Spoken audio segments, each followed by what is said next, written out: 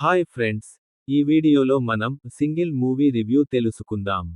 అంతకంటే ముందు మీరు మన ఛానెల్కి కొత్తగా వచ్చినట్లయితే ప్లీజ్ సబ్స్క్రైబ్.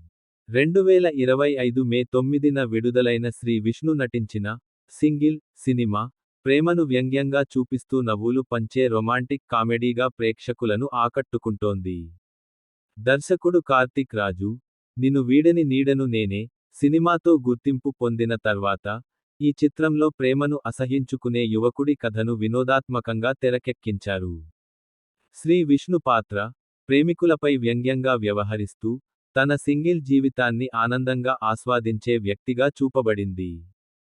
కథలో విజయ్, శ్రీ విష్ణు అనే బ్యాంక్ ఉద్యోగి, పూర్వ కేతికా శర్మ ను చూసిన వెంటనే ప్రేమలో పడతాడు.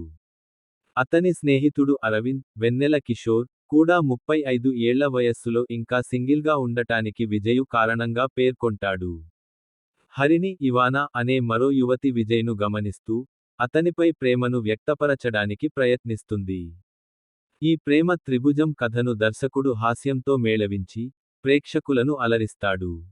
సాంకేతికంగా సినిమాటోగ్రాఫర్ ఆర్. వెల్రాజ్ అందించిన విజువల్స్ రంగులుగా, స్టైలిష్గా కనిపిస్తాయి. విశాల్ చంద్రశేఖర్ సంగీతం, ప్రత్యేకించి ఒంటరి వాడిని నేను పాట సినిమాకు ప్రత్యేక ఆకర్షణగా నిలుస్తుంది. ప్రవీణ్ కె. ఎల్. ఎడిటింగ్ చిత్రాన్ని సమర్థవంతంగా నడిపించడంలో సహాయపడింది.